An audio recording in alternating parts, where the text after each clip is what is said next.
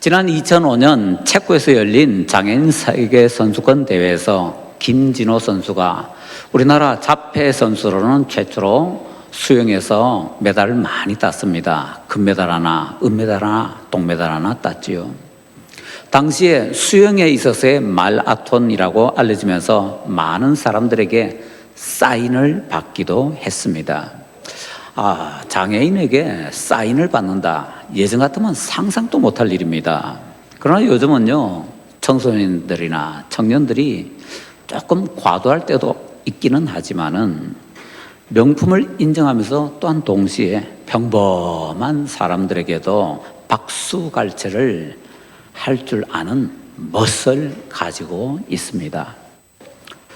우리 기성세대는요, 너무 이미 유명해진 사람에게만 집착하려고 하는 경향이 많은 것 같은데 이걸 좀 고쳐야 될 것 같습니다. 예수님께서는 어떻게 하실까요? 예수님께서는 유명인만 관심 가지실까요? 아니면 평범한 사람에게도 관심을 가지실까요? 오늘 본문을 통해서 우리가 한번 같이 살펴보기 원합니다. 안드레, 요한, 베드로, 야고보 이런 사도들은요, 세례 요한이나 또는 다른 사도들의 전도를 통해서 예수님께 나오게 됩니다. 그들을 인도하기 위해서 예수님께서 먼저 하신 일은 아무것도 없습니다. 그런데 빌립의 경우에는 상황이 참 다릅니다. 예수님께서 친히 먼저 찾아 나서십니다. 예수님께서 갈릴리로 갈 것을 계획을 하시고 어쩐 이유에서인지 빌립을 먼저 찾으십니다. 예수님께서 먼저 찾으실 정도면요, 대단한 인물 아닐까요? 그런데 막상 우리가 본문을 보면요, 또 이후에도 보면 빌립이 어떻게 해서 예수님께 알려지게 되었는지, 예수님께서 어떻게 빌립을 만나 주셨는지, 그렇게 만나셨던 장소가 구체적으로 어디였는지 이런 게 우리에게 알려지지 않았습니다. 빌립이 베세다 사람, 그 다음에 나오는 나다나엘이 가나 사람이라는 것 외에는요, 우리가 알 수 있는 것이 별로 없습니다. 빌립과 나다나엘은 그냥 스쳐 지나가는 그런 바람 같은 사람이었다라고 얘기를 해도 별로 틀리지 않을 것 같습니다. 참고로 여기 나다나엘은요, 예수님의 사도 가운데 바돌로메라는 사람이 있는데 동일인입니다. 나다나엘이라는 이름이 있고 또 바돌로메라는 이름이 있고 이름 두 개였다라는 것이지요. 우리가 보기에는 그냥 스쳐 지나가는 사람인 것처럼 보입니다. 그렇지만 그들은 예수님의 관심에서 제외되지 않았습니다. 오히려 본문을 읽어보면요, 그 사람들은 예수님의 관심의 집중 대상이 되고 있습니다. 부모님들은 이렇게 얘기하죠. 부족한 자식에게 관심이 더 쏠린다고요. 미운 자식 떡 하나 더 준다나요? 그런데 가만히 보면 미운 자식에게 떡 주는 그 정도가 아니라 예수님께서는요, 빌립이나 나다나엘에게 진짜 관심을 보여주십니다. 이들은 볼품없는 어부 출신입니다. 특별한 장점이 있는 것도 아닙니다. 그런데 예수님께서 이들에게 관심을 많이 보여주셔서 이렇게 길게 자세한 내용으로 우리에게 알려지고 있는 것입니다. 이 말씀을 볼 때 어떤 한 사람이 생각납니다. 바울사도지요. 바울사도는 자기 스스로 얘기합니다. 죄인 중에 괴수되었던 자신이라고요. 정말 보잘것없는 자신이었는데 심지어는 예수님 믿는 사람들을 잡아서 고문하고 때려 죽이는 일까지 참여했던 자신인데 하나님께서 자기에게 은혜를 베풀어 주셨다고 합니다. 그래서 이렇게 고백하지요. 고린도후서 12장 9절에 내 은혜가 내게 족하도다. 이는 내 능력이 약한 데서 온전하여짐이라. 주님께서 자신에게 이렇게 말씀해 주셨다는 겁니다. 이 시대는 어떨까요? 히브리서 13장 8절은 우리에게 이렇게 가르쳐 줍니다. 예수 그리스도는 어제나 오늘이나 영원토록 동일하신디라. 우리는 유명인만 살펴보고 유명인만 쫓아가려고 하는데 예수님께서는 무명인도, 심지어는 사람들이 하찮게 여기는 사람도 쫓아가시며 관심을 집중해 주신다라는 것입니다. 그래서 우리는요, 때로는 하찮아 보이고 때로는 못나 보이는 나 자신이라 할지라도 위축되지 말고, 한탄하며 포기하고 절망하지 말고, 너무 평범하고 너무 하잘 것 없는 것 같은 빌립을 찾으시고 나다나엘을 찾으시는 그 예수님께서 나도 만나주시고 나를 통해서도 뭔가 귀한 일을 이루어 주실 것이다 라고 믿음을 꼭 회복하십시다. 자, 예수님께서 이렇게 평범한 사람들에게 찾아올 때는 어떻게 해주십니까?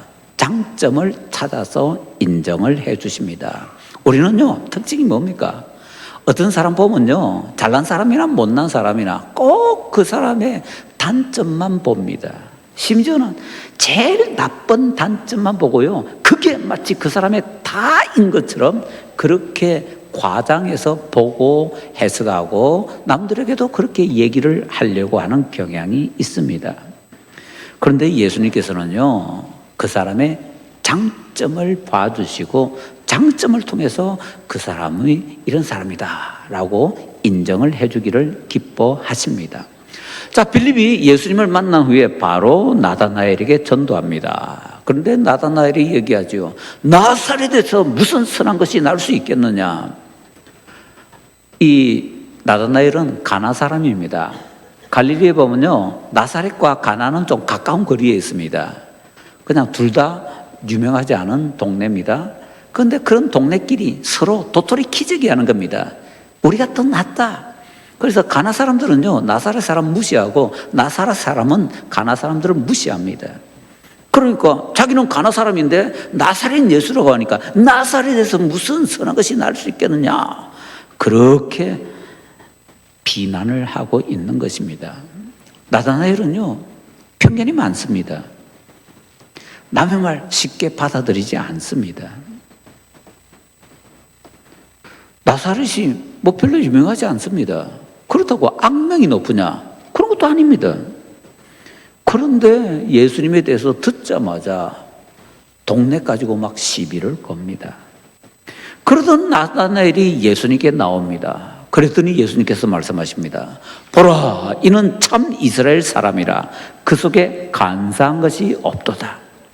간사한 사람, 관계를 잘 부리는 사람, 대표하면 우리 머릿속에 상당히 많은 사람들이 머릿속에 딱 떠오르는 사람이 야곱이잖아요.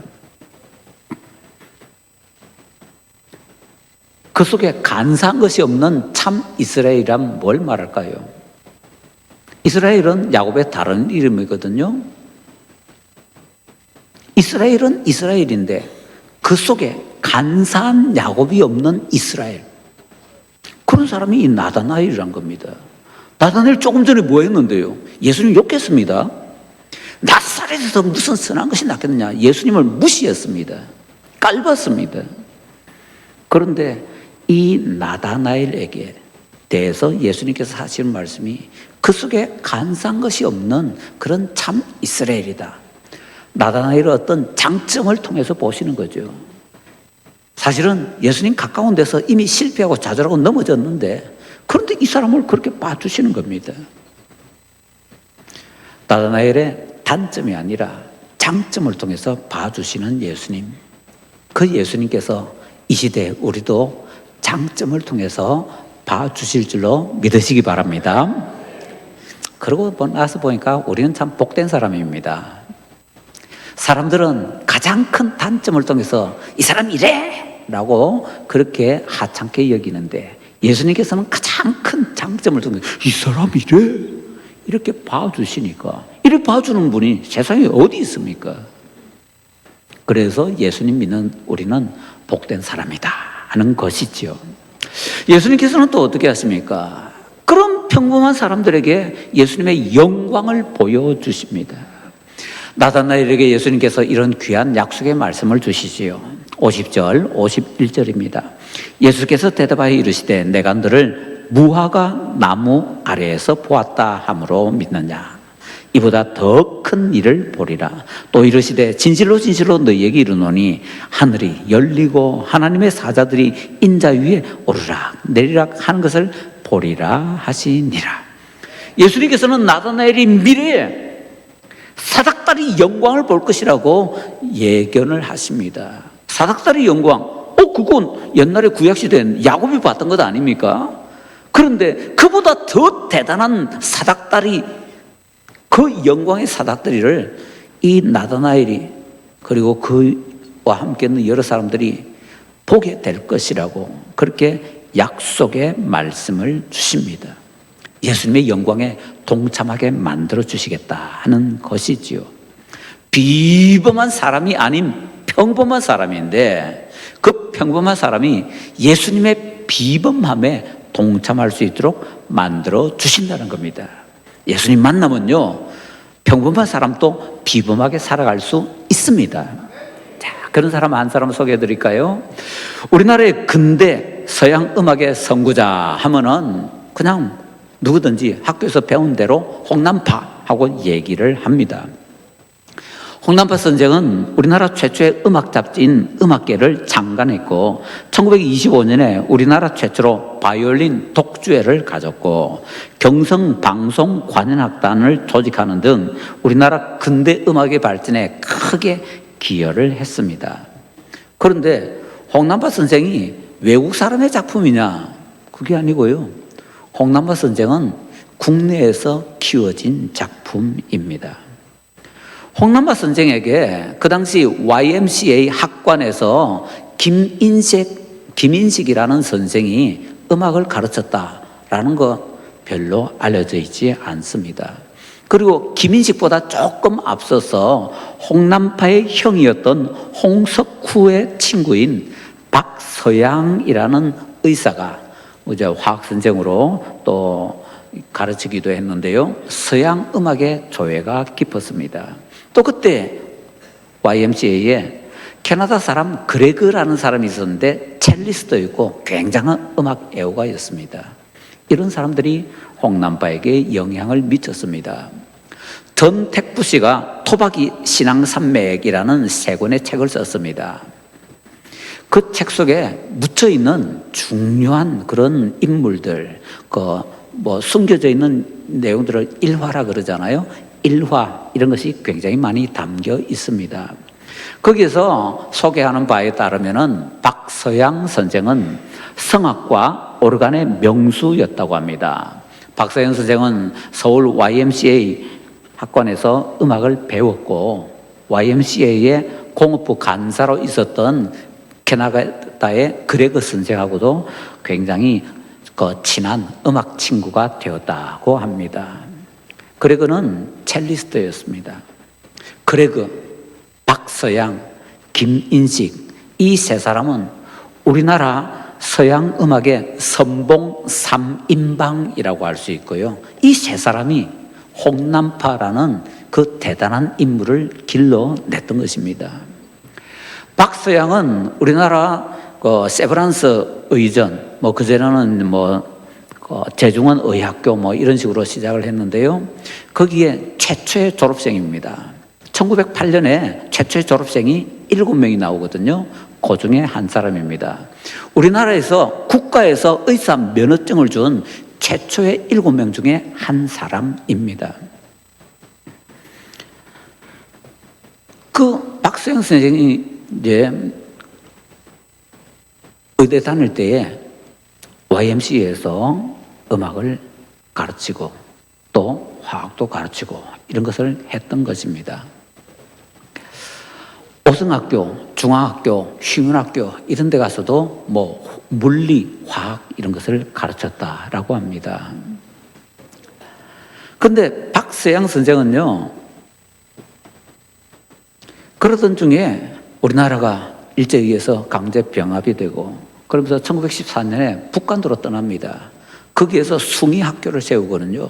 거기에서 애국 학생들을 많이 길러냈습니다. 박서양 선생의 동료들이나 형제, 가까운 사람들 중에는 의학 박사, 음악가, 대학 교수, 장관, 절비하다고 합니다. 그런데 이 박서영 선생에게는 아주 독특한 이력이 있습니다. 그건 백정이었던 사람이 면천된 사람이라는 것입니다. 원래는 백정이었습니다. 그런데 아버지가 백정에서 면천됨으로 인해서 이제 평민이 되게 되었던 것이지요. 근데 학생 중에는요, 이 사람이 백정 출신이야 라는 것을 알게 되면서 픽픽거리면서 막 비웃는 사람들이 상당히 많았다고 합니다. 그때마다 박사영 선생은 이렇게 울부짖었다고 합니다. 이놈들아, 내 속에 500년 묵은 백정의 피만 보지 말고 과학의 피를 보라. 과학의 피는 백정의 피보다 더 붉고 역사가 더 오래다. 박사영 선생은요, 우리나라 역사에 있어서 비천을 뛰어넘어서 큰 획을 그었던 위대한 인물 중에 하나입니다. 그런데 잊혀져 버렸었죠. 그러다가 2008년에 가서야 우리나라 건국 포장을 받게 되었습니다. 우리는요, 그런 평범했지만, 아니 정말 하찮았지만 비범한 사람이 되었던 그런 놀라운 인물에 대해서 관심도 없고 알지도 못하고 살아왔던 것입니다. 우리는 이렇게 평범했지만 또는 남들에 의해서 멸시를 받았지만 비범해진 사람들에 대해서, 특히 주님을 믿는 믿음을 통해서 비범해진 그 사람들에 대해서 좀 알고 본받을 필요가 많이 있습니다. 예수님께서는 평범하다고 해서 관심 집중시켜 주시고 그에게 영광을 보여주시고 그러지는 않습니다. 그걸 우리가 어떻게 합니까? 우리 자신을 돌아봐도요, 우리 주변에 많은 사람을 돌아봐도요, 평범한데 그런 은혜를 못 누린 사람이 굉장히 많거든요. 그래서 우리는 알 수가 있습니다. 그럼 왜 그럴까요? 누구는 똑같이 평범한데, 누구는 똑같이 하찮은데 왜 누구는 그런 영광을 누리게 되고 누구는 그런 영광을 못 누리게 됩니까? 이유는요, 어떤 사람들은, 아니 대부분의 사람들은 평범한 속에 그냥 머물러 있기 때문입니다. 그럼 그 속에 머물러 있지 않으려면 뭔가 있어야 되잖아요. 어떻게 하면 그 놀라운 은혜를 받아서 비범한 사람이 될 수가 있을까요? 본문에 나오는 빌립과 나다나엘을 통해서 한번 살펴보십시다. 일단 우리가 꼭 기억해야 되는 것은요, 하나님의 은혜는 절대로 헛되지 않다라는 것입니다. 하나님의 은혜가 헛되지 않다는 것은요, 그 은혜 받은 사람은 반드시 은혜 받은 사람답게 멋지게 산다는 겁니다. 그런데 만약에 누군가가 은혜를 어마어마하게 받았는데 멋지게 살지 않는다면요, 그 은혜가 헛되이 되는 거죠. 그런 일이 되지 않기 위해서는요, 은혜를 헛되게 할 사람에게는 은혜 안 주시는 거죠. 그렇기 때문에 은혜 받는 사람들은요, 은혜 받는 사람들의 특징이 있습니다. 어떤 특징이 있느냐? 빌립과 나다나엘이 보여주는 것을 볼 때 첫째로는요, 그럼 비범한 은혜를 받는 평범한 사람은 자기 단점을 뛰어넘으려고 노력을 많이 합니다. 자, 본문에서 보십시다. 빌립, 우리가 성경을 이제 살펴보면요, 빌립에 대해서 별로 없습니다. 그런데 빌립이 나오는 장면들을 보면 굉장히 소극적인 사람입니다. 그런데 이 소극적인 사람이 놀랍게도 예수님을 딱 만나자마자 제일 먼저 했던 일이 자기 친구 나다나엘에게 쫓아가는 겁니다. 그리고는 전도합니다. 예수님께 데려옵니다. 이거 소극적인 사람이 할 수 있는 일입니까? 엄청나게 내성적인 사람이 그렇게 막 할 수 있습니까? 못하는 일입니다. 그런데 빌립은 굉장히 소극적인 사람인데 예수님 만나자마자 친구한테 쫓아가서는 친구가 막 면박을 주고 막 비난을 하는데, 아이 그래도 와서 보라! 그러면서 끌고 오는 겁니다. 뭐죠? 빌립이 자기의 단점을 뛰어넘는 거지요. 빌립은요, 지식적으로 짧은 사람입니다. 자기 친구 나다나엘이 나사렛에서 무슨 선한 것이 날 수가 있어! 라고 편견으로 큰 소리 뻥칠 때 대답을 못 합니다. 기껏 한다는 소리가 와서 보라. 뭐 하는 게 없다는 거지요. 더군다나 이 빌립이 알고 있는 지식조차도 시원찮고 상당히 잘못된 지식입니다. 빌립이 예수님을 소개할 때 뭐라고 합니까? 요셉의 아들 나사렛 예수. 예수님 전도하려면요, 앞에 그거 붙이면 안 됩니다. 요셉의 아들을 믿으라. 이게 나사렛 예수를 믿으라. 글쎄요. 예수님을 구세주로 믿으라고 하면은 요셉의 아들이 아니라 하나님의 아들이라고 소개를 해야 됩니다. 나사렛 예수가 아니라 천국에서 오신 분이라고 소개를 해야 됩니다. 근데 빌립 잘 몰라요. 잘못 알고 있어요. 그러니까 자기 마음대로 그냥 자기 아는 선에서 그냥 막 이렇게 얘기를 하는데 크게 잘못되게 얘기를 하고 있는 것이지요. 그처럼 보잘것없는 지식을 가지고 있고 그나마 그 지식조차도 좀 잘못된 지식을 가진 빌립. 그런데 이 빌립이 나다나엘에게 말씀을 전합니다. 자기의 단점을 뛰어넘어서. 놀라운 것은요, 나다나엘은 막 비난하고 비판하면서 빌립에게 끌려옵니다. 이게 말이 됩니까? 우리가 전도할 때 전도 받는 그 사람이 막 예수님에 대해서, 교회에 대해서 막 비난하면은, 비난했던 그 사람이 막 비난하면서도 끌려와가지고 교회 와서 앉아있는 거 보셨습니까? 그런 일 안 일어납니다. 그런데 나다나엘이 끌려오고 있습니다. 이게 뭐죠? 빌립이 자기 단점을 뛰어넘어서 막 노력하니까 하나님께서 은혜를 부어주시는 것이죠. 나다나엘 의심 많은 사람입니다. 편견 많은 사람입니다. 그런데도 이 나다나엘이 예수님 앞으로 나옵니다. 의심도 많고 편견도 많은데 이 나다나엘이 예수님 앞으로 옵니다. 그랬더니 이 사람이 은혜 받습니다. 나다나엘의 이 단점은요, 의심, 편견 뭐 이런 거잖아요. 중요한 것은요, 우리에게 아무리 잘못된 것이 좀 많이 있고 우리에게 어려움이 좀 있다 할지라도 그렇다고 해서 세상으로 나가지 않고 그래도 낑낑거리면서 예수님 앞으로 나오고 그래도 낑낑거리면서 어떻게 주님 앞에 이렇게 나오기를 노력한다면은 그 사람 하나님께서 받아주신다 믿으시기 바랍니다. 그렇게 나오는 사람들을 주님께서 예뻐서 영광을 보여주시게 되는 것입니다. 그리고 이렇게 은혜 받는 사람들은 또 어떤 사람들입니까? 평범하지만 비범한 은혜를 받는 사람들은요, 경건 생활에 충실합니다. 예수님께서 나다나엘에게 얘기하십니다. 내가 너를 무화과 나무 아래에서 보았다.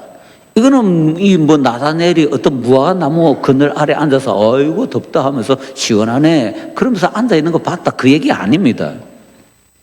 이스라엘은요, 나무들이 이렇게 보면은 잎이 그렇게 많지도 않고, 왜냐하면 기후가 너무 더운 지역이니까요. 그렇습니다. 그런데 무화과 나무는요, 잎이 제법 많고, 그 잎들이 굉장히 넓고, 그래서 무화과 나무는요, 시원한 그늘을 만들어줍니다. 집안은 덥거든요. 그래서 집안에 못 있으니까 밖에 나오는데, 밖에 나와서 제일 시원한 곳이 무화과 나무 아래입니다. 그래서 무화과 나무 아래서 보통 책도 보고요, 기도도 하고요, 그렇게 합니다. 예수님께서 나다나엘을 무화과 나무 아래 있을 때 봤다라고 말씀하시는 것은 네가 경건 생활을 하고 있을 때, 네가 말씀 보고 있을 때, 네가 그래도 끙끙거리면서 기도하고 있을 때 내가 너 봤다 이 말씀입니다. 나다나엘에게는요, 그런 경건이 있었던 것입니다. 육신적인 눈으로 볼 때는요, 무화과 나무는 그 잎이 사람을 가려 보입니다. 안 보이게 만듭니다. 그런데 예수님께서는 그 무화과 나무 잎을 뚫고 나다나엘을 보셨습니다. 그의 숨겨져 있는 경건의 비밀을 보셨습니다. 나같이 핫하는 사람도 남들은 인정 안 해준다 할지라도 보이지 않는 곳에서 뭔가 그래도 의미 있는 하나님께서 인정하시는 일을 행하고 있다면은 주님께서는 그것을 받아서 우리의 평범을 뛰어넘어서 비범한 사람으로 만들어 주실 줄로 믿습니다. 이런 경건의 비밀을 가진 사람들에게 어떤 은혜를 베풀어 주실까요? 아까 말씀드렸던 박서양이라는 사람이 있죠. 그 박서양 선생보다는요, 그의 아버지 박성춘이라는 사람이 사실은 더 유명합니다. 박서양 선생의 아버지 박성춘은 원래 백정이었습니다. 그런데 백정으로 사회에서 막 천시를 받고 이렇게 살다 보니까 우리 교회에서는 이 백정이 어떤 사람인지 좀 알잖아요. 백정들은 혹시나 돈을 많이 벌어서 부자가 되었다 할지라도 살 수 있는 집도 제한되고 입을 수 있는 옷도 제한되고 여러 가지가 많이 제한되어 있었습니다. 그리고 사회에서 멸시천대는 고스란히 다 받았습니다. 자기도 백정이고 자기 아들도 백정 자식으로 태어나서 백정이니까 어떻게든 이 아들이 그것 좀 벗어나게 해보려고 이렇게 살펴보다가 곤당골이라는 데 예수학당이 생겨서 그 예수학당에다 자기 아들을 넣었습니다. 곤당교회 교회가 있었고 그 곤당골 교회가 승동교회가 되고요. 우리나라 장로교회 두 번째 교회입니다. 그런데 그 아들이 그 예수학당에 다니고 있던 어느 날 아버지 박성춘이 장질부사에 걸려서 죽어가고 있었습니다. 그때 아들이 쫓아가서 사정을 해서는 그와 관계에 있었던 재중원의 의원이고 고종의 의였던 에비슨 박사에게 가서 모시고 왔습니다. 그래서 에비슨이 서양 의술로서 그 죽어가던 박성춘을 고쳤습니다. 그 이후로 아들이 아버지 교회 가자 이러고는 자꾸 끌었습니다. 그래서 억지로 아들에게 끌려서 교회에 갔습니다. 박성춘은 백정이기 때문에 이름도 없었습니다. 그런데 예수님을 믿고 새 봄을 맞이하여 새 사람이 되었다라는 의미로 성춘이라고 이름을 이제 가지게 됩니다. 그리고 아들은 봉주리라는 그냥 막 부르는 이름이죠. 개똥이 이런 이름입니다. 그런 이름이 있었는데 아들에게 상스러운 태양이 되어라 라는 의미로 서양이라는 이름을 지어주게 되었습니다. 그리고 그들은 이제 그 이름으로 민족에까지 오르게 됩니다. 그렇게 하는 데는 중간에 중요한 계기가 있었는데요. 박성춘이 이렇게 예수님을 믿고 성경을 알고 또 자기 나름대로 열심히 공부를 했지요. 그러면서 점점 성장하기 시작합니다. 그래서 이 박성춘이 어디까지 가는가 하면요, 우리가 잘 아는 독립운동을 위해서 만민공동회를 하잖아요. 독립협회에서 개최하는 만민공동회에 가서 이 백정이 앞에 가서 연설도 했습니다. 그리고는 그 당시에 고종에게 신분 차별을 철폐해야 된다고 무수한 반대가 있었고 박해가 있었지만은 계속해서 청원을 올렸습니다. 그 결과 1894년에 우리나라에 갑오경장이 있을 때에 신분 철폐가 되게 되었던 것입니다. 갑오경장을 통해서 백정들이 일단 행정적으로 법적으로는요, 이 천대받던 신분을 벗어버리게 되었습니다.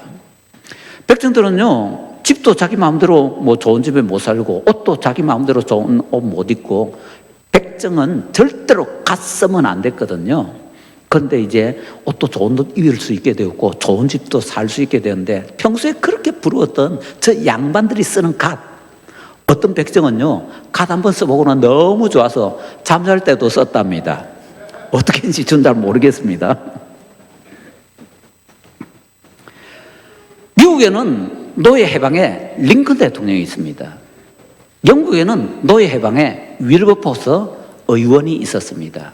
한국에는요 박성춘이라는 백정이 있었습니다. 미국이나 영국과 차원이 다른 것이죠. 그 아들이 1908년에 우리나라 최초의 이제 의대 졸업생으로서 의사 면허증을 땄다고 말씀을 드렸습니다. 그 3년 뒤 1911년에 그 곤당골 교회에서 이제 성동교회에서 장로를 뽑는 데에 초대 장로로 이 박성춘 씨가 뽑히게 되었습니다. 거기 양반들 많이 모이던 교회거든요. 그런데 백정이 최초의 장로로 피택이 되고 장립을 받게 되었습니다. 하나님께서는 비범한 사람만 아니라 평범한 사람도 관심을 많이 가지고 계십니다. 사용하기 원하십니다. 비범하게 쓰시기를 원하십니다. 빌립처럼, 나다나엘처럼 정말 진실되게 하나님을 찾는 사람, 그러면서 자기가 뭔가 할 수 있는 그것을 조금이라도 더 노력해서 하나님 앞에 쓰임받기 위해서 나아가는 사람, 그 사람들을 하나님께서 붙잡아서 그 사람 있는 그대로가 아니라 그 사람 있는 그대로에서 변화시켜서 영광을 보게 해주셔서 주님의 영광에 동참할 수 있도록 만들어 주십니다. 평범하십니까? 비루하십니까? 한탄하고 절망하지 말고 주님을 바라보고 주님을 붙들고 주님께 은혜 받고 주님의 영광에 동참하시기 바랍니다.